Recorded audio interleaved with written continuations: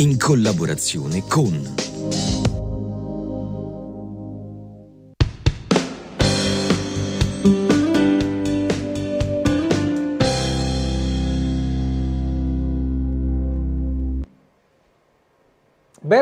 Ben ritrovati con il Medico in Forma. Oggi siamo in compagnia del dottor Vittorio Di Maso, primario della nefrologia e dialisi di Trieste. Ben trovato. Grazie del vostro invito. Il Medico in Forma a cura dell'Ordine dei Medici Chirurghi e Odontoiatri di Trieste, spazio di informazione. Infatti il dottor Di Maso, noi oggi vogliamo in qualche modo mettere l'accento su quello che è il ruolo del nefrologo, della nefrologia in generale, per dare tutte quelle informazioni utili a chi dovesse avere l'interesse di ottenere più informazioni possibili per quanto riguarda la cura e la salute dei reni. Parto con una domanda molto generica: quali sono in qualche modo le attività di un nefrologo e che tipo di anche assistenza riesce a svolgere nei confronti dei suoi pazienti? Il nefrologo è lo specialista che si occupa della cura dei reni. Ma cosa significa questo? Beh, dobbiamo sapere innanzitutto che cosa fanno i reni. Il concetto più comune è che i reni siano gli organi destinati alla depurazione del nostro sangue dalle sostanze tossiche, e questo è sicuramente l'attività prevalente dell'organo, o degli organi meglio, di cui noi nefrologi ci occupiamo. Ma il rene non fa solo questo. Il rene è implicato in diverse attività che sono importanti per gli equilibri generali del nostro corpo. Per esempio l'equilibrio idro-salino. Tutto sommato noi viviamo con un mare interno, acqua e sali, e il rene è l'organo deputato a mantenere stretto questo controllo.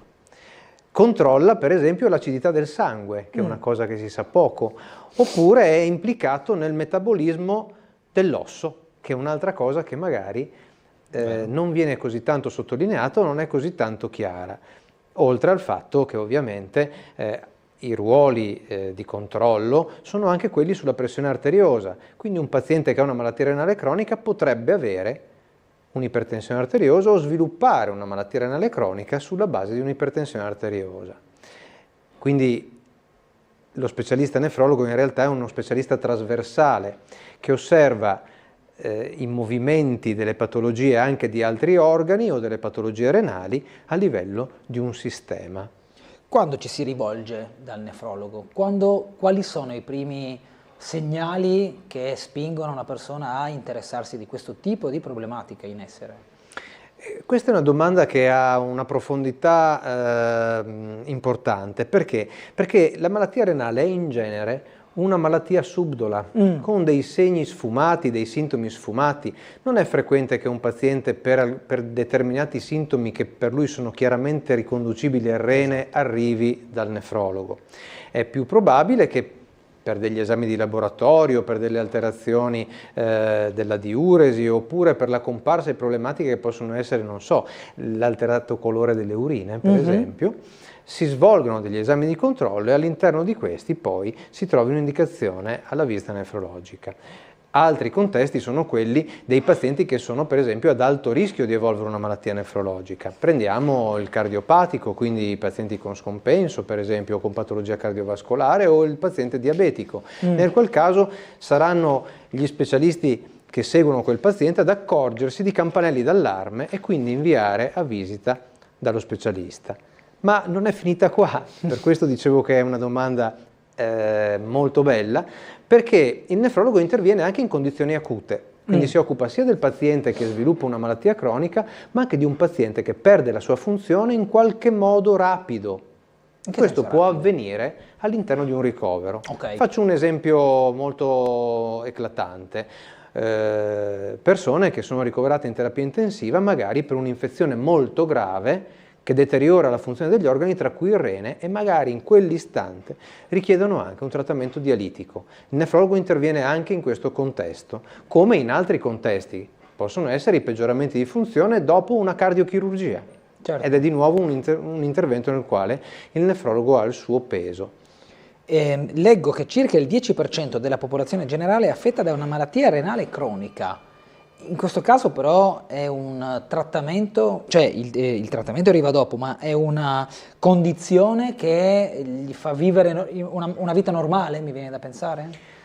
La malattia renale cronica è un cappello ampio di condizioni cliniche perché comprende pazienti che hanno un deterioramento di funzione renale, diciamo iniziale o lieve, fino ad arrivare ai pazienti che hanno un deterioramento così avanzato da richiedere interventi altamente specializzati perché a fronte di organi che non hanno più una funzione, un'efficacia, è necessario sostituirne la funzione. Okay. E a questo punto si aprono i capitoli che forse sono quelli molto noti in ambito nefrologico, che sono quelli della dialisi oppure del trapianto.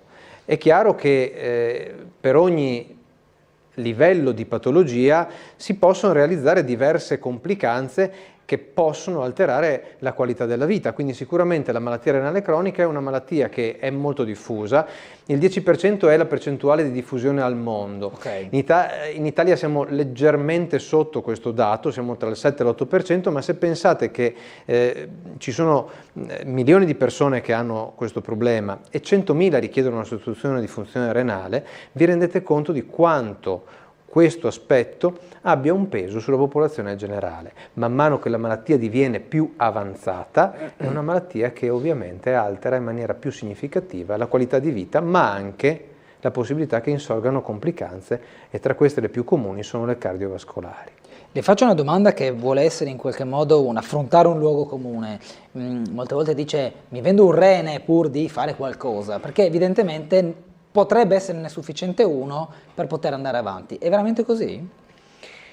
Potrebbe essere sufficiente uno per andare avanti, questo sì, il rene tende a vicariare la funzione dell'altro nel caso in cui questo sia scada o sia assente. Questo può avvenire sia per patologie congenite, l'area delle patologie genetiche in ambito nefrologico è in completa espansione, ci sono patologie che hanno una familiarità importante e tra queste ci sono anche le condizioni appunto di nascita come monorene. In quel caso la funzione del rene è quella che una persona tendenzialmente ha avendone due.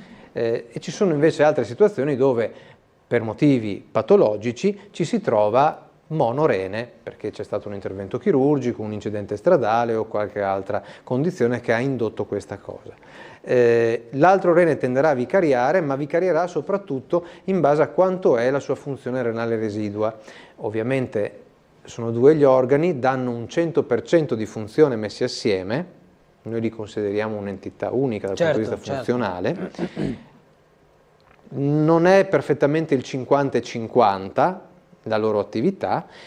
Quando uno viene meno, l'altro tenderà a vicariare per quello che gli è possibile, e questo lo possiamo scoprire solo dopo un intervento. Certo. Ad esempio, nel caso in cui ci sia una patologia che obbliga alla rimozione di un rene, dopo l'intervento di solito si vede un depauperamento di funzione che può essere tanto più intenso, tanto più era già danneggiato il rene precedentemente. Anche in questo caso affronto una diceria che vuole essere un luogo comune. Vado a farmi la pulizia dei reni, sembra quasi farsi la pulizia dei denti, mi viene da pensare che però sia meno semplice rispetto a una visita odontoiatrica.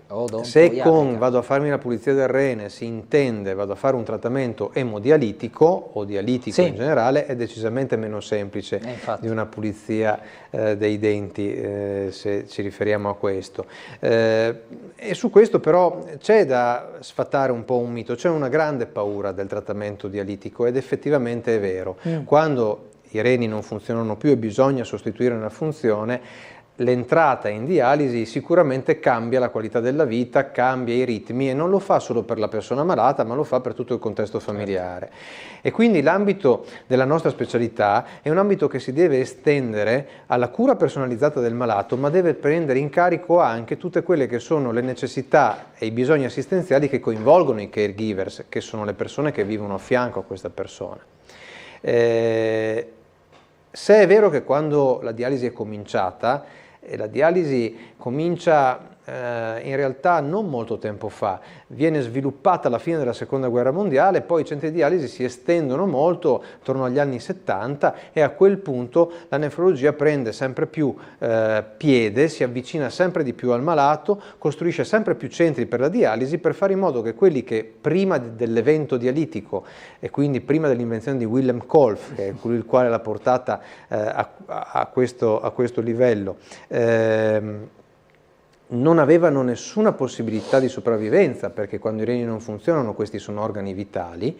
Oggi abbiamo una terapia che effettivamente è salvavita, e lo ripeto, è salvavita nelle condizioni di cronicità, quindi sono i pazienti che vengono a pulire il sangue, ed è salvavita nelle condizioni acute, quindi nelle condizioni dove il rene deteriora la sua funzione per un tempo limitato. Magari in quel tempo è richiesta una dialisi, per poi riportare il paziente a una condizione dove questa non è più necessaria. Pensi che la tecnologia si è talmente evoluta dal periodo in cui... Era una mia domanda, Kolff, sono scritto apposta. L'ho anticipato. Benissimo. In cui Kolff pensava all'idea di depurare il sangue dalle sostanze tossiche.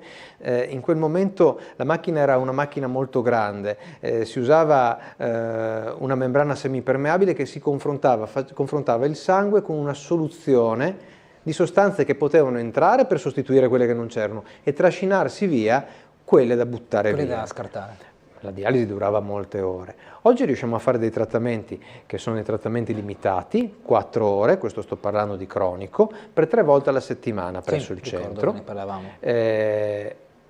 Riusciamo ad andare a portare la emodialisi a domicilio, quindi a permettere al paziente di mantenere la propria domiciliarità anche mentre si cura per la sua malattia renale. Riusciamo a utilizzare il peritoneo, quindi la pancia, per riuscire a sottrarre le sostanze tossiche, e abbiamo evoluto dei sistemi tecnologici molto avanzati che fanno tollerare meglio il trattamento, avere una sopravvivenza migliore e più lunga, ma soprattutto abbiamo sviluppato delle metodiche che quando entrano in contesti come la terapia intensiva possono addirittura modificare alcuni aspetti, diciamo, di meccanismo di malattie gravi come la sepsi o le infezioni gravi. Quindi dove correlate. Dove noi con dei filtri particolarmente potenti o dedicati andiamo a rimuovere sostanze infiammatorie, molecole infiammatorie, per riportare il paziente a un equilibrio anche da quel punto di vista. Oppure possiamo rimuovere l'anidride carbonica che si accumula nel sangue quando un paziente fa fatica a respirare, sempre attraverso altri filtri.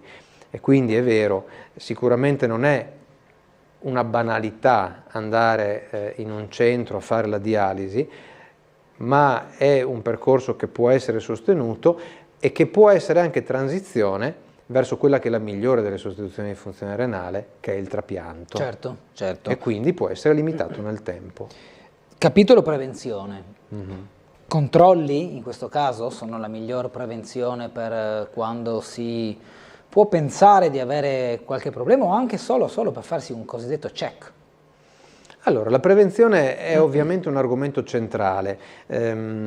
Questo è ovvio perché la malattia è subdola, pertanto è bene avere delle condotte di vita che limitino la probabilità che questa malattia si instauri. Ci sono ovviamente delle condizioni che sono le malattie genetiche oppure le malattie immunologiche rare che sono indipendenti certo. da qualunque scelta di vita uno possa fare.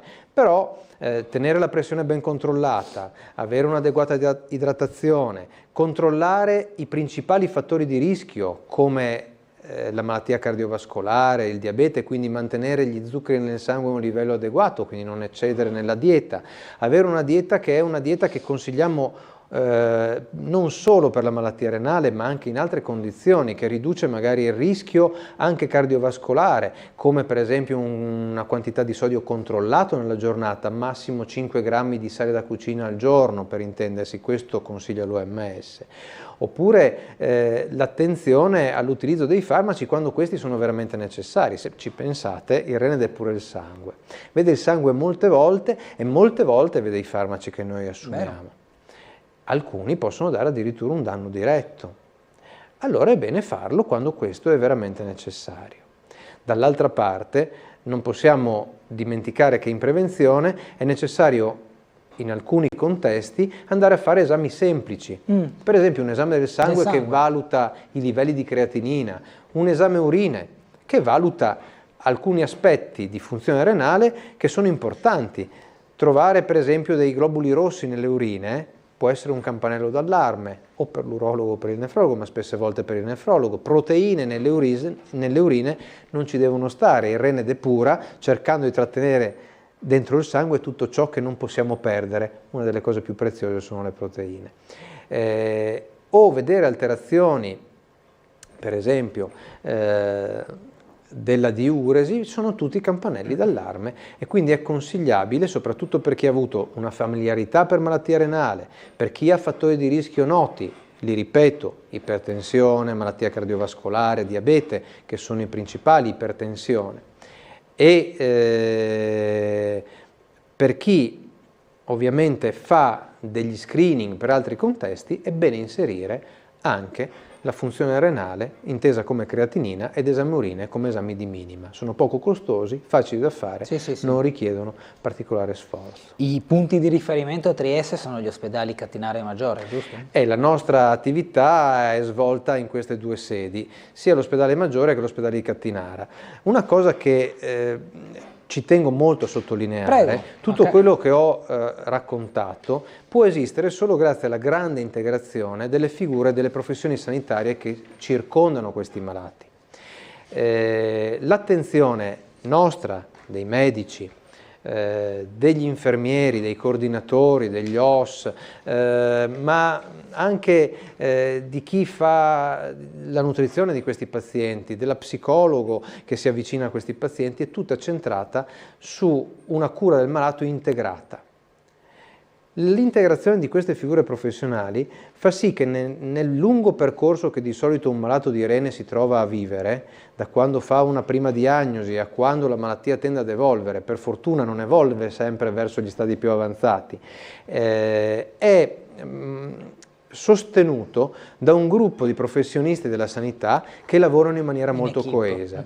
E l'equipe sia dell'ospedale Maggiore che dell'ospedale di Cattinara in questo momento sta dando veramente una prova molto importante, perché nonostante la riduzione seria di personale a cui siamo costretti, riusciamo a rispondere a tutto questo sistema che le ho elencato, nel quale aggiungo anche l'IRCS Burlo Garofalo, perché la nefrologia è una struttura che è disposta in modo tale da fornire la dialisi anche al paziente pediatrico in terapia intensiva, alle pazienti con gravidanze che si complicano con malattie renali e alle pazienti ginecologiche. Quindi ci estendiamo in maniera assolutamente trasversale da quello che è la cura del malato cronico e quindi quello che avviene sul territorio, quello che avviene nel contesto ambulatoriale, fino alle aree più avanzate di trattamenti intensivi.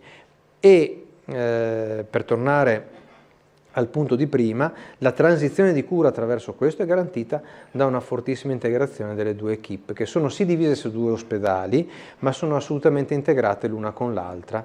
Si guarda con ottimismo comunque al progresso della tecnologia per darvi una mano. Immagino che poi ci sia una formazione continua da parte del personale preposto.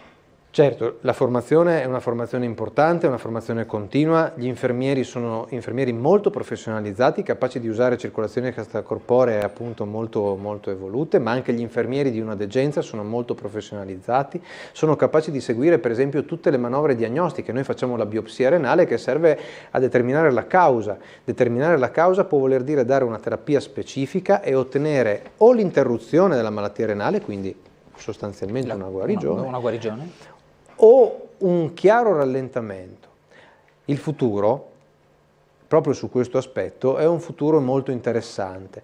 Sono disponibili oggi farmaci nefroprotettivi, o meglio cardionefroprotettivi. Sono farmaci capaci di ridurre la progressione del danno renale, di rallentare l'ingresso in dialisi, di rallentare il rischio cardiovascolare e di migliorare pertanto la qualità della vita dei nostri pazienti. Alcuni sono già in uso, altri stanno arrivando ed entreranno in uso.